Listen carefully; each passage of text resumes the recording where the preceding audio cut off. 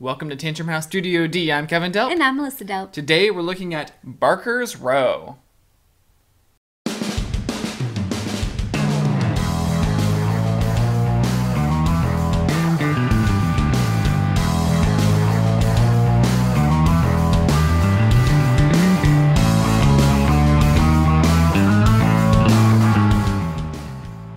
Barker's Row, designed by Stephen R. Minnie and published by Overworld Games, is a card drafting trick-taking game and is for 2 to 4 players. In Barker's Row, players take on the role of carnival barkers, and you're trying to attract an audience to see your wonderful attractions. Whoever can fill their grandstands first will win. Let's look at the components. Lots of custom meeples, stands for the meeples with player aid info printed on the back, a strongman tower, 4 types of attraction cards, oddities, beasts, freaks, and horrors, and numbered Barker's cards in those 4 suits, plus a wild suit that counts as any of the suits, but they are only a value of 1. We also have a cool playmat, but I'm not sure if that comes with the main game. At the beginning of the game, each player starts at level 4 on the strongman tower and has a few attractions in their hand. On your turn, you pick a card from Barker's Row and place it in the midway to form a community card pool. Matching suits should be grouped together with all the values showing. If you place a wild that has a plus sign, then you get to place another card into the midway. Then you can try and score an attraction using the cards in the midway. If one of the suits has a value that meets or exceeds your level on the strongman tower, and you have an attraction in your hand that matches that suit, you can score it. So I would need at least 4 of the beast to score this attraction. Then in your best Barker voice, tell everyone about your most awesome attraction.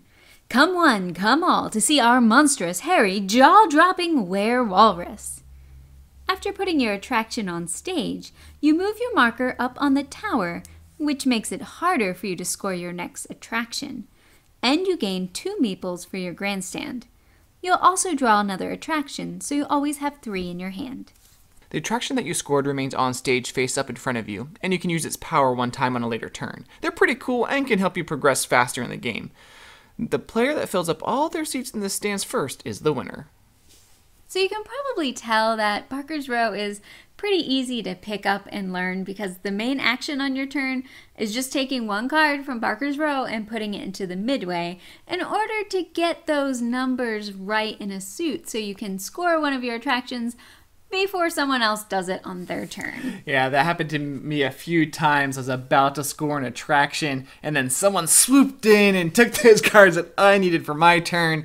But there was a few times also where those 1+ wild cards came up multiple times on my turn. Right, it's like he added 5 things in a row. It was awesome. It was crazy.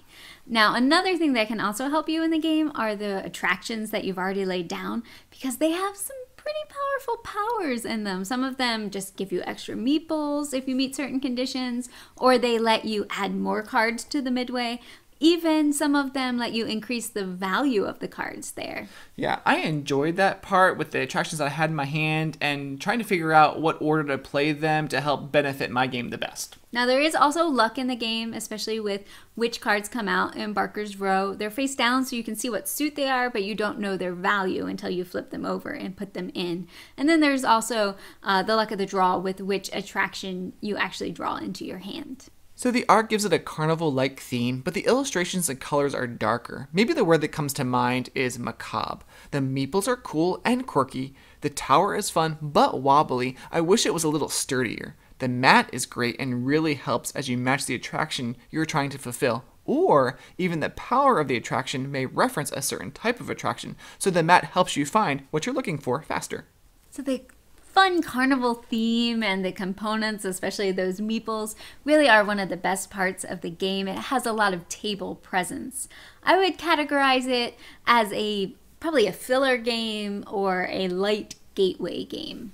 Yeah, and while it's fun to yell out the attractions with all the different adjectives at first, it does get old after a while, especially if you play the game several times in a row. One thing that we haven't mentioned yet is the catch-up mechanic that's built in. So as you score your attractions, you're going higher on that tower and you need to play more cards to score the next one. So that does give other players a chance because they have fewer cards that they need to use for them to be able to catch up and not get left in the dust. Yeah, so if you're looking for a lightweight game that plays 2 to 4 players, then check out Barker's Row by Overworld Games at your local FLGS.